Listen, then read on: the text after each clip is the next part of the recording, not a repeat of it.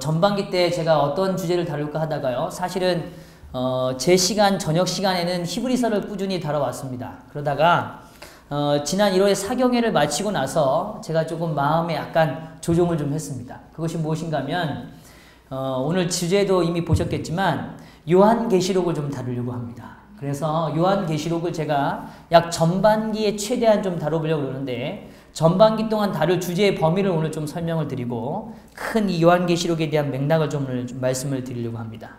먼저 요한계시록 1장 1절에서 3절의 말씀입니다. 요한계시록 1장 1절에서 3절의 말씀입니다. 제가 읽어드리겠습니다. 요한계시록 1장 1절에서 3절까지의 말씀입니다. 예수 그리스도의 계시라. 이는 하나님이 그에게 주사 반드시 속히 일어날 일들을 그 종들에게 보이시려고 그의 천사를 그 종 요한에게 보내어 알게 하신 것이라. 요한은 하나님의 말씀과 예수 그리스도의 증거 곧 자기가 본 것을 다 증언하였느니라. 이 예언의 말씀을 읽는 자와 듣는 자와 그 가운데 기록한 것을 지키는 자는 복이 있나니 때가 가까움이라. 아멘. 이 요한계시록은 일단 큰 맥락에서는 두 부분으로 좀 나눌 수 있습니다. 두 부분으로 나누면 요한계시록 전체의 장수가 22장입니다. 힌트를 좀 드려요. 22장에서 반을 나누면 몇 장이 될까요? 11장. 그래서 두 부분을 나누자면 1장부터 11장을 좀 먼저 자를 수 있고 그 다음에 12장부터 22장을 좀 분류해낼 수 있습니다.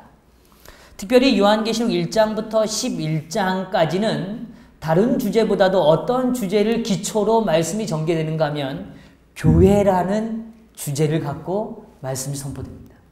뭘 중심으로요? 교회입니다. 교회. 그래서 요한계시록은 다른 공동체, 다른 집단을 이야기하지 않고 오늘 이 본문들을 통하여 우리에게 말씀하시는 가장 중요한 대상이 있습니다. 어디에 말씀하시는 거라고요? 교회에 말씀하십니다. 교회에 말씀하시는 겁니다. 제가 누차 여러 번 모임이 있거나 성경을 나눌 때면 말씀드리지만 교회는 단순히 우리가 지금 이렇게 보고 있는 이 유형적 건물 자체가 교회가 아닙니다. 이 개념이 아니라 교회의 본질적 의미는 불러냄을 받은 자들이 모이면 그것이 뭐가 되는 거예요? 교회가 됩니다. 그래서 오늘 우리의 가정은 이미 작은 뭐예요? 교회인 것입니다. 오늘 하나님을 믿는 믿음을 갖고 모인 자들이 모이면 그 공간이 무엇이 되는 거예요? 교회가 되는 것입니다. 오늘 그런 의미에서 오늘 주님께서 이 마지막 시대에 가장 강력하게 가장 준비된 공간으로 살피시면서 협력하시고 꿈을 꾸고 계시는 그 집단을 뭐라고 표현하냐면 교회인 것입니다. 그런데 일반 개신교에서는요, 이 교회를 통하여 세상을 변화시키길 원합니다. 그렇죠? 그것이 그들의 바람이기도 합니다. 그런데 재림교회는 단순히 교회를 통하여 세상을 변화시키는 것으로 끝나지 않는 집단입니다. 재림교회가 이해하는 재림공동체, 재림성도의 가치는 이 땅에 교회가 완성되어지는 개념이 아니라 단순히 세상이 변화되는 개념이 아니라 이 세상이 맞춰지기를 원하는 것입니다. 죄가 끝나기를 원하는 것이 진정한 재림성도의 가치입니다.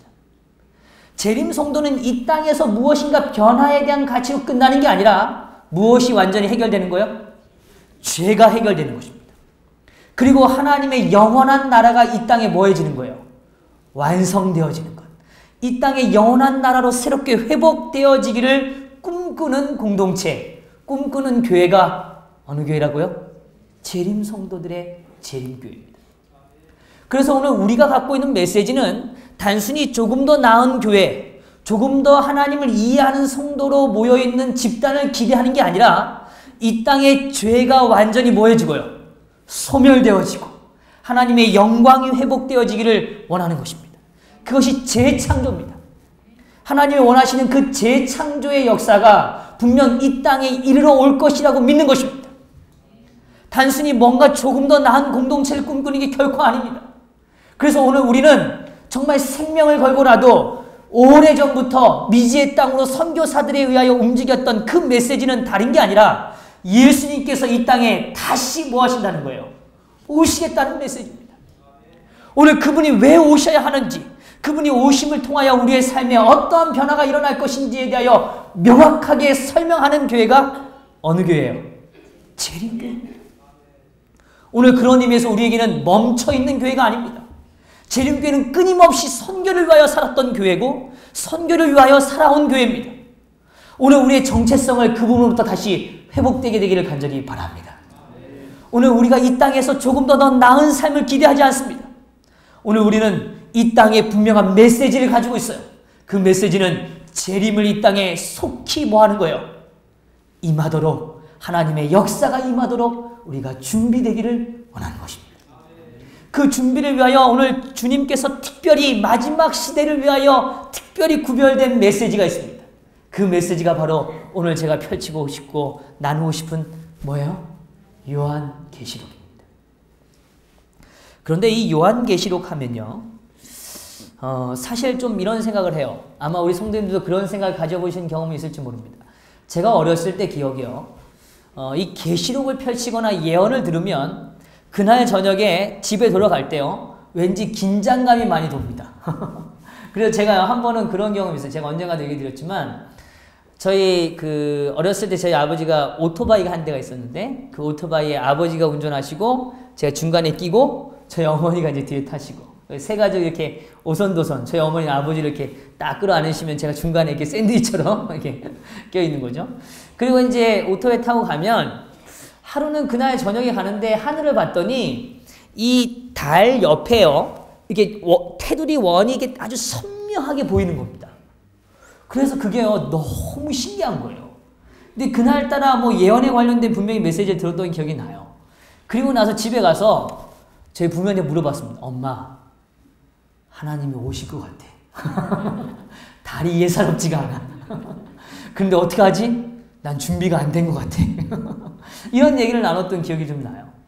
제가 왜 이 얘기를 드리는가 하면, 현대에 또 우리가 재림교인들이 갖고 있는 이 계시에 대한 개념을 들을 때면 뭔가 두려움이 있어요. 그 계시가 늘 위안과 확신과 기쁨을 갖는 게 아니라 계시를 들을 때면 자꾸 뭐예요? 내가 준비된 게 아닌가? 내가 준비됐을까? 내가 부족한 건 아닐까? 정말 예수님이 다시 오시면 내가 하늘에 들어올림을 입을 수 있을까? 그래서 우리가 늘 예를 들잖아요. 나도 발이 떠야 되는데? 그런 얘기를 늘 하지 않습니까? 그런 불안감이 사실 있어요. 그런데 사실 계시록을 통하여 우리가 얻어야 되는 확신은 무엇인가 하면, 아까도 말씀드렸지만 재림은 분명히 임한다. 그러니까 오늘 우리가 이 재림을 더 확신하고 그 재림을 나누기 위하여 누구에게 이 재림을 나눌 것인가를 뭐 해야 돼요? 생각해야 하는 것이 진짜 계시를 이해하는 자들인 것이죠. 근데 그렇지 않을 때는 자꾸 계시로 인해서 뭐예요? 부담이 되는 겁니다. 그래서 재림교회 학자 중에 이 듀칸이라는 이 박사님이 요한계시록 해설서를 하나 냈는데, 그 첫 장에요, 한 이야기를 쓰고 있는데 그게 뭐냐면, 그 당시에 유대인의 고대 유대인들 가운데 특별히 이 학문을 연구하던 사람들이 계시를 접할 때 일어나는 변화를 세 가지로 묘사했습니다. 하나는 계시를 받으면 계시로 인해서 사람이 미치거나 아니면 내가 계시에 미치거나 아니면 계시로 인해서 세상이 미치거나 이렇게 표현을 했더라고요. 그러니까 계시라는 건 그만큼 너무너무 분명하다는 겁니다. 그거를 보고 나면 사람이 뭐 하지 않군요. 변하지 않고는, 바뀌지 않고는 감당할 수 없는 내용이 뭐라는 거예요. 계시라는 거. 그래서 제가요, 이런 생각이 좀 들었어요. 저도요, 요한계시록 어느 때는 읽으면요, 이런 생각이 들어요. 무슨 말이지? 그리고 앞부분 읽다가 뒷부분 좀 와 있으면 앞부분에 뭔 얘기했지? 이런 생각이 들 때가 있어요.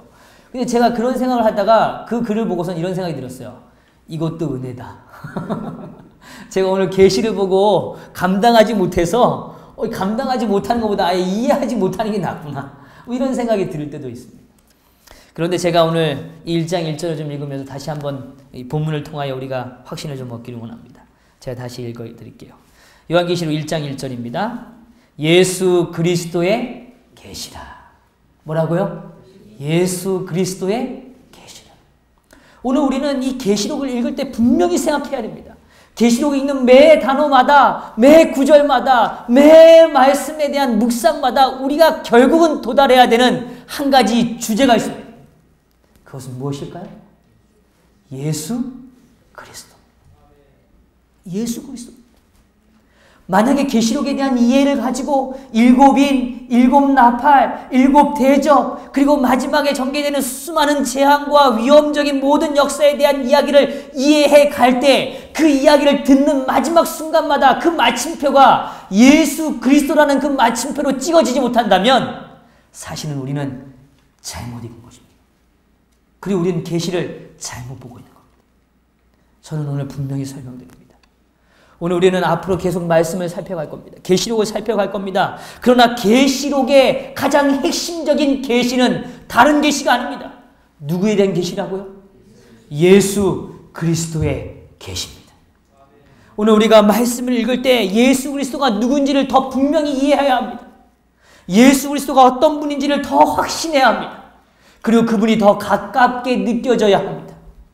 만약에 계시를 이해하고 계시를 공부했는데 그날 돌아가는 발길이 무겁고 예수님이 더 멀어져 보이고 예수님이 더 추상적으로 느껴지고 예수님이 더 무섭게 느껴진다면 우리는 계시를 잘못 이해한 겁니다. 계시가 날 미치게 하는 거죠. 그러나 오늘 하나님은 변화를 원하세요. 오늘 우리가 새로운 광경, 새로운 장면을 보여주시기 원하는 것입니다. 그 장면 속에는 가장 중심에는 그 본질에는 누가 계셔야 돼요? 예수 그리스도가 계셔야 합니다. 어떠한 것도 필요하지 않아요. 예수 그리스도가 살아계시지 않는다면 오늘 우리는 계시를 잘못 이해하는 것입니다. 그런 의미에서 다시 한번 우리는 예수 그리스도를 발견하게 되기를 간절히 바랍니다. 그리스도가 드러나야 해요. 그리스도가 놓치면 우리는 다 모든 것을 잃어버리게 되는 것입니다. 그래서 오늘 여러 사람들이 이렇게 표현했어요. 이 스킨 마카르티라는 한 목사님이 이런 표현을 했습니다. 생에 가장 두려워하는 것이 무엇인가? 생에 가장 두려워하는 것이 무엇인가? 마지막 사건에 대하여 우리는 두려워했다. 그러나 진짜 두려움은 거기 있지 않다. 예수 그리스도를 잃는 것이 가장 두렵다. 그 계시록을 주석할 때 이 말을 남겼어요. 오늘 우리는 계시를 볼 때마다 그 계시를 통하여 무엇을 발견하기를 원합니까? 마지막에 일어나는 사건들요. 오늘 그것을 통하여 어떤 현상들요. 이 시대가 변화되고 있는 어떤 정치적 변화들요. 오늘 그것이 오늘 우리의 주제로 남겨지지 않게 되기를 간절히 바랍니다. 계시를 통하여 두려움이 되지 않게 되기를 간절히 바랍니다. 계시를 통하여 우리는 더 확신이 되돌아야 돼요. 예수 그리스도가 얼마나 좋은 분이신지, 얼마나 나를 깊이 사랑하시는지, 얼마나 더 가까이 와 계시는지에 대하여 확신을 갖게 되기를 간절히 바랍니다. 이것이 첫 번째 주제입니다. 이것이 오늘 성경에서 계시록이 말하기를 원하는 매우 중요한 일입니다. 두 번째, 오늘 성경은 우리에게 이렇게 설명합니다. 예수 그리스도의 계시라 이는 이렇게 설명합니다. 예수 그리스도의 계시라 이는 그것은 무엇인가 하면 그 다음에 말하기를 하나님이 그에게 주사라고 표현합니다. 누가 주셨어요? 하나님이 주십니다. 인간의 지혜나 추측이 아닙니다. 누가 주셨다고요? 하나님이 주셨습니다.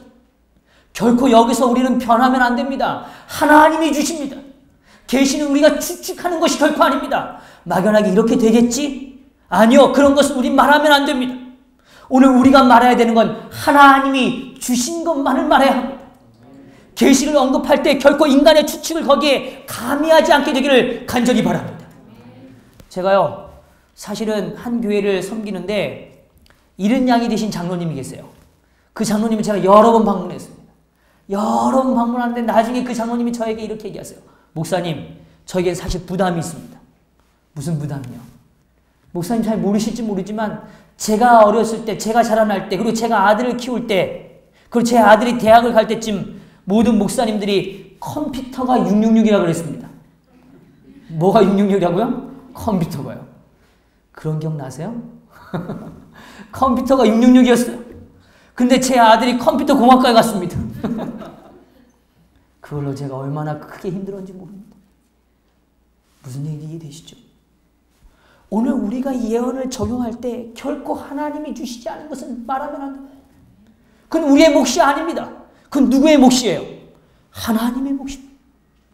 오늘 우리는 섣부르게 예언을 우리의 방식, 우리의 생각, 우리의 가치, 우리의 느낌, 우리의 이해로 결정하지 않게 되기를 간절히 바랍니다. 그건 하나님이 원하시는 일이 아닙니다. 오늘 하나님께서 원하시는 일은 그 다음에 이렇게 표현합니다. 하나님이 그에게 주사 반드시 뭐 할 일이에요? 속히 일어날 일들이라고 표현합니다. 예, 바로 이것입니다.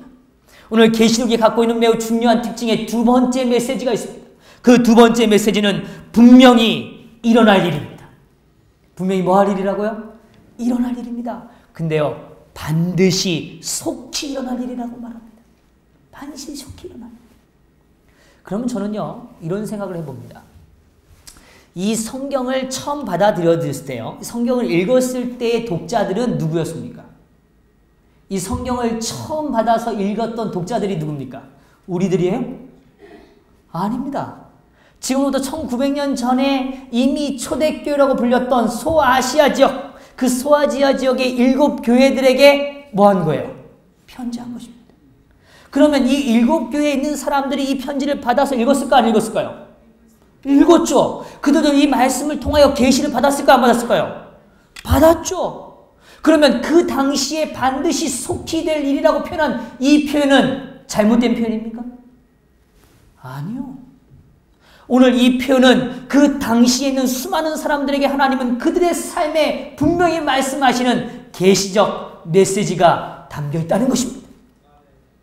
오늘 그 이야기는 오늘 하나님의 계시는 오늘 우리의 시각, 우리의 이해로 감안할 수 있는 게 아니라 오늘 우리가 짧은 인생을 살아가는 내 인생 가운데 오늘 우리의 삶 가운데 하나님은 우리에게 우리의 삶 속에 일어날 일들을 지금 이 계시록을 통하여 뭐 하신다는 거예요?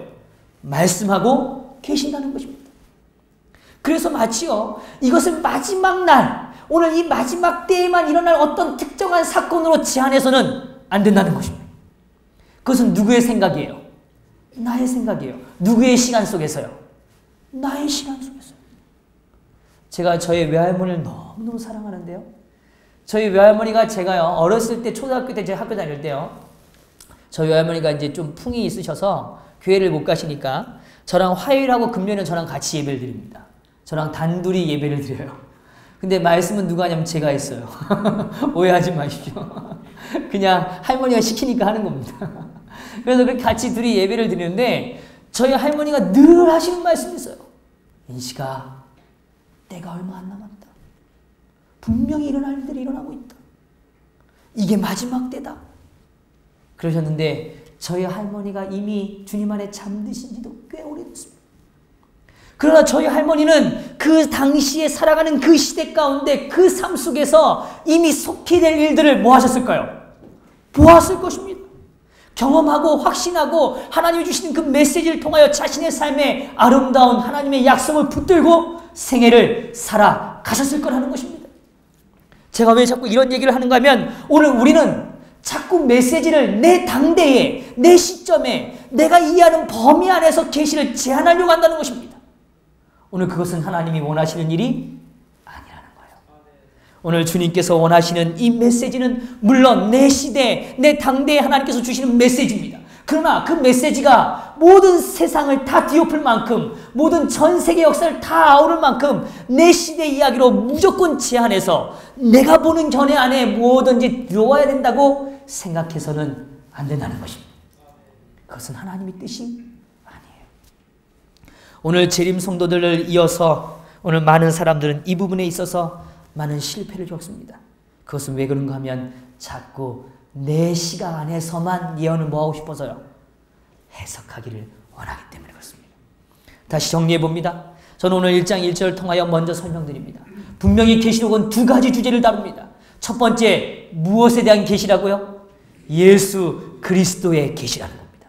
근데 그 예수 그리스도의 계시는 막연한 미래의 일이 아니라 언제 일어날 일이에요? 반드시 속히 일어날 일입니다. 이 속히 일어날 일은 이미 1900년 전에 살았던 초대교회 사람들에게도 그들의 삶에도 이미 뭐한 일이에요? 일어났고 그들의 삶에 다가왔고 경험했고 확신했던 계시라는 것이죠.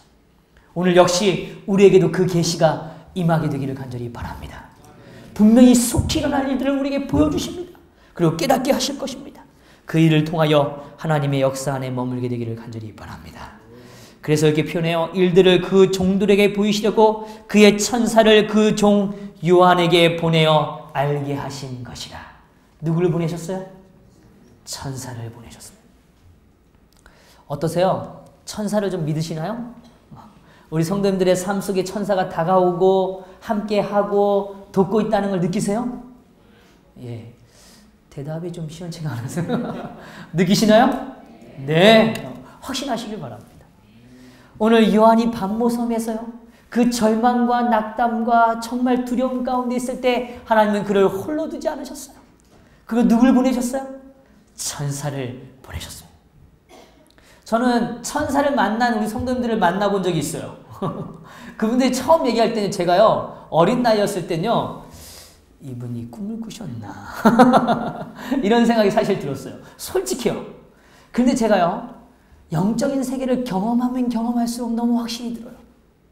분명히 천사가 우리와 함께합니다. 하나님의 천사가 오늘 히브리서 말하는 것처럼 부리는 영으로 우리의 생명과 우리의 사역과 우리의 향한 하나님의 뜻을 이루시기 위하여 우리와 함께 하신다는 사실을 믿게 되기를 간절히 믿습니다. 오늘 그 일을 위해서 오늘 하나님께서 어떻게 하셨냐면 이렇게 말씀하세요. 요한에게 보내어 알게 하신 것이라. 여기 특징이 있어요. 하나님의 계시는 막연한 게 아니라 천사가 임할 때 우리는 그것을 깨닫게 된다는 것입니다. 뭐 하게 된다고요? 깨닫게 된다는 거예요. 오늘 그 영의 역사를 분명히 약속해 주시는 것입니다. 그런데 제가요, 조금 이 히브리서의 좀 전후 문맥을 위해 설명을 드리면 이 신약 성경에 특별히 복음서가 등장하죠. 그 복음서가 우리 잘 아는 사복음서죠. 마태, 마가, 누가, 요한입니다. 근데 이 복음서 이후에 복음서의 내용의 핵심은 이것이죠. 오늘 하나님의 아들인 예수 그리스도가 이 땅에 뭐 하셨다는 거예요? 오셨다는 것입니다. 근데 이 땅에 오신 다음에 우리가 사도행전 1장에서 잘 알지만 예수님은 십자가에서 부활하시고 40일 동안 제자들과 함께 한 다음에 어떻게 하셨어요? 하늘로 올라가셨잖아요. 그런데 이 복음서 이후에 하늘로 올라가신 예수에 대하여 설명하는 책이 그 다음의 내용에 잘 나타나지 않습니다. 그런데 이 부활하신 다음에 오늘 하늘로 올라가신 예수를 가장 강력하게 조명해주는 두 권의 책이 있다고 이미 설명을 드렸어요. 그 두 권의 책이 어떤 책과 어떤 책이죠? 요한계시록과 히브리서입니다. 네. 이 두 책이 바로 이 사복음서 이후에 예수님의 삶의 사역을 가장 자세하게, 가장 분명하게 묘사한 책입니다. 이 요한계시록과 히브리서는 바로 사복음서에 이어진 복음서입니다. 누구의 사역을 분명히 말한다고요? 예수님의 사역을 설명하기 때문에 그렇습니다. 우리가 이미 살펴보았지만 히브리서는 우리들을 위한 대제사장으로서의 예수님을 묘사하고 있습니다. 하늘에서 우리를 위하여 중보하고 계시는 모습이죠. 은혜를 얻기 위하여 은혜의 보좌에 나아갈 수 있는 길은 바로 대제사장이 계시다는 사실을 우리는 배웠고 깨닫고 있습니다. 그런데 요한계시록은 오늘 히브리서와 동일한 시점, 동일한 모습으로 시작합니다. 그래서 요한계시록 1장은 오늘 조금 우리가 다음에 좀 살펴보겠습니다만 1장에서 등장하는 예수님의 모습은 대제사장의 모습으로 등장합니다. 근데 대제사장의 모습으로 끝나지 않고 요한계시록은 특별히 새로운 하나의 모습을 우리 앞에 부각시켜 주십니다. 그것은 바로 어떤 모습으로 등장하냐면 하늘의 온 우주의 승리의 통치자로 등장하는 왕의 모습인 것입니다. 그래서 우리가 나중에 좀 살피겠습니다만 미리 좀 말씀을 드리면 7 교회가 끝나고 그 다음에 7 인과 7 나팔이라는 두 가지 주제를 진입하기 전에 4장과 5장, 요한계시록 4장과 5장에서는 예수님의 모습이 바뀐 모습으로 등장합니다. 마치 옷을 갈아입은 것처럼요. 그분의 지위가 바뀐 것처럼요. 근데 어떤 모습으로 바뀌어 있냐면 왕의 모습으로요. 승리한 왕의 모습으로 딱 서 있는, 그래서 대관식, 즉위식이라고 표현합니다. 오늘 예수님께서 대제사장의 모습으로만 있는 게 아니라 이 땅의 악의 무리를 완전히 끝내시고 선이 완벽한 승리를 갖는 하나님의 이 선악의 대쟁투에 마침표를 찍으시는 어떤 모습이요? 왕의 모습으로 등장하는 그 모습이 바로 요한계시록의 예수님의 모습입니다. 아, 멋있죠? 그 승리가 어떤 승리인지를 알려주는 것이 바로 7 교회와 7 인과 7 나팔의 메시지입니다. 오늘 우리가 7 교회를 배우고 7 인에 대한 이해를 갖고 7 나팔을 이해한 다음에 막상 우리의 삶에 살아계신 통치자 되시는 왕이신 예수를 발견하지 못하면 우리는 역시 메시지의 계시를 잃어버린 거죠. 오늘 그 일을 우리는 또한 찾아갈 것입니다. 다시 좀 돌아와서요. 사복음서에서 분명히 예수님은 2가지 약속을 우리에게 남겨주셨습니다. 그 첫 번째 약속은 마태복음 28장 20절에 있는 메시지입니다. 마태복음 28장 20절에 이렇게 말합니다. 내가 너에게 분부한 모든 것을 가르쳐 지키게 하라. 볼지어다 내가 세상 끝날까지 너희와 항상 함께 있으리라. 어떻게 한다고요? 항상 함께 있으리라. 이게 바로 오늘 첫 번째 약속이었습니다. 두 번째 약속이 있죠. 우리가 잘 아는 우리 재림의 허락이라는 장입니다. 요한복음 14장 1절에서 3절의 말씀 잘 아시죠? 한번 펼쳐볼까요? 그리고 한번 같이 한번 그 말씀을 확신하면서 읽기를 좀 원합니다. 준비되셨죠? 요한복음 14장 1절에서 3절의 말씀입니다. 같이 마음을 합쳐서 읽어보겠습니다. 시작. 너희는 마음에 근심하지 말라. 하나님을 믿으니 또 나를 믿으라. 내 아버지 집에 거할 곳이 많도다. 그렇지 않으면 너에게 일렀으리라. 내가 너희를 위하여 처소를 예비하러 가노니 가서 너희를 위하여 처소를 예비하면 내가 다시 와서 너희를 내게로 영접하여 나 있는 곳에 너희도 있게 하리라. 아멘. 아멘. 이게 바로 사복음서의 마지막에 오늘 예수님이 이 땅에 남겨주신 분명한 2가지 약속입니다. 다시요. 첫 번째 약속은 뭐라고요? 세상 끝날까지 내가 너와 뭐 하겠다고요? 함께하리라. 이 약속을 믿으시죠? 예, 믿게 되기를 간절히 바랍니다. 오늘 어떠한 일이라도 우리가 감사할 수 있는 이유는 하나님이 우리와 뭐 하시기 때문에요? 함께 하시고. 그러나 단순히 이 땅의 기독교 메시지는 함께 하시는으로 끝나지 않습니다. 그것은 기독교의 제한적 메시지입니다. 오늘 재림교인이 이해하는 메시지는 그 다음 메시지예요. 그게 뭐예요? 나 있는 곳에 너희도 뭐 하겠다고요? 있게 하리라. 분명히 내가 다시 와서 너희를 내게로 영접하여 나 있는 곳에 너희도 뭐 하겠다고요? 있게 하리라. 그것이 하나님의 2번째 약속입니다. 이 2가지 약속이 어떻게 성취되는가에 대한 답변이 있는 책이 바로 히브리서와 요한계시록입니다. 하나님이 끝날까지 어떻게 함께 하시는가를 끊임없이 설명해 주시는 책이 히브리서와 요한계시록이에요. 오늘 우리의 삶에 거쳐 하나님이 예비하신 땅이 어떤 공간인지 어떻게 예비하고 계시는지를 보여주시는 책이 바로 어디예요? 히브리서와 요한계시록입니다. 오늘 이 2가지 약속이 어떻게 성취되는지를 분명히 보여주시는 것, 그것이 바로 오늘 우리가 살피기를 원하는 하나님의 계신 것입니다. 그래서 오늘 우리가 분명히 이해하게 되기를 간절히 바랍니다. 자, 다시 정리드려요. 오늘 요한계시록의 계시, 감춰져 있는 것이 드러내 보여져서 많은 사람들이 그 광경을 보면 도저히 감당할 수 없을 정도의 깊은 은혜와 감격과 확신을 얻을 수 있는 그 광경의 장면은 다른 것이 아닙니다. 오늘 예수님께서 이 땅에 주셨던 2가지 약속에 대한 분명한 답변을 주시는 겁니다. 내가 너와 끝까지 뭐 하겠다고요? 함께 합니다. 어떻게 우리와 함께 하시는지를 보여주시는 그 장면의 모습을 계시해 주는 것이 예수 그리스도의 계시입니다. 또 오늘 우리의 삶이 하나님 나라에 이르는 그 일이 막연한 것이 아니라 예수께서 다시 이 땅에 오시는 그 일, 그리고 어떻게 나를 나 있는 곳에 너희를 나와 함께 있게 하겠는지를 보여주시기 위하여 설명하시는 책이 또한 뭐라고요?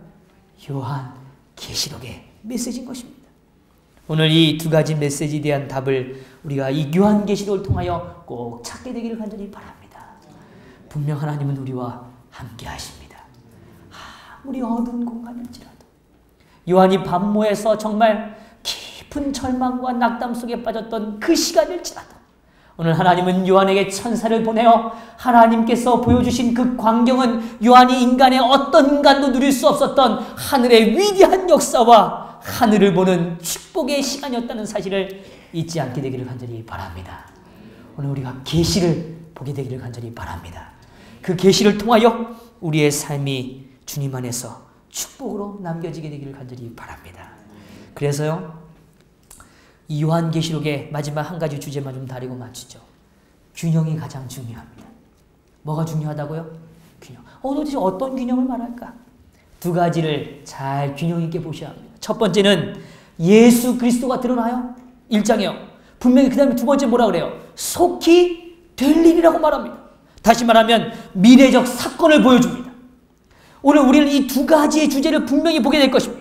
예수 그리스도가 우리와 어떻게 함께 하시는지, 또 하나님의 나라가 어떻게 우리에게 임하는지를 보여주고, 그것이 미래적 사건으로 어떻게 다가올지를 보여줍니다.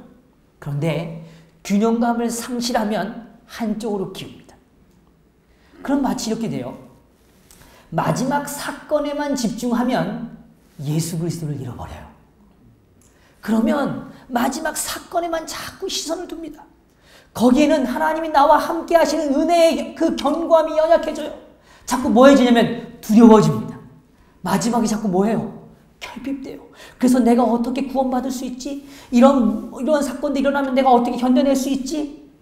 제가 대표적인 예를 하나 들죠. 야곱의 환난은 결코 하나님을 믿는 자에게는 다가오지 않는 일입니다. 다가오지 않는다는 얘기를 정확히 설명드리면 분명히 이 땅에 임하죠. 그러나 야곱의 환난은 이미 준비된 자에게는 그게 시험이 되지 않는다는 거예요. 왜요? 이미 야곱의 환난을 겪을 수 있는 마음의 견고함이 뭐하니까요? 경험되었으니까요. 용서의 흔적이 있으니까요. 하나님께서 죄를 없애시는 그 거룩한 경험이 그의 삶에 있기 때문에 야곱의 환난이 더 이상 뭐가 되지 않아요? 환난은 남아있지 않는 것입니다. 당당히 통과하게 되는 것입니다. 시험은요, 갈등이 올 때 시험이 되는 것입니다. 맛있는 음식을 보고요, 배부른 자는요, 그게 그렇게 갈등되지 않아요. 배불러도 갈등하시나요? 그러나 진짜 갈등은 배고픈 자에겐요, 정말 하찮은 음식도요, 괜찮은 갈등을 줍니다. 마지막 사건이 우리의 삶을 채우는 굶주림의 요소가 되지 않게 되길 간절히 바랍니다. 그걸로 인해서 예수를 잃어버릴 수 있다는 사실을 기억하셔야 돼요. 그게 주가 되면 우린 자꾸 누굴 놓쳐요? 예수님을 놓쳐요. 또 반대로요, 예수 그리스도를 보는 건 당연한데 마지막 시대에 대한 이해가 결핍됐을 때는요, 오늘 우리가 어떤 선택을 해야 되는지를 자꾸 놓칩니다. 하나님이 주시고자 하는 메시지를 잃어버릴 수 있어요. 그래서 이 두 가지가 뭐여야 돼요? 균형돼야 됩니다. 저는 조금 더 무게를 두자면 먼저 예수 그리스도를 만나야 해요. 그리고 예수 그리스도를 통하여 마지막 사건을 뭐 해야 돼요? 볼 수 있게 되기를 간절히 바랍니다. 그 주제는 두 가지로 분명히 귀결됩니다. 하나님이 나와 어떻게 함께 하시는지를 분명히 말해주는 책이 뭐라고요? 계시록이라고요. 하나님이 나 있는 곳에 너희도 있게 하겠다는 그 약속을 이루시기 위하여 어떻게 행하시는지를 보여주는 책이 뭐라고요? 요한계시록이라는 것입니다.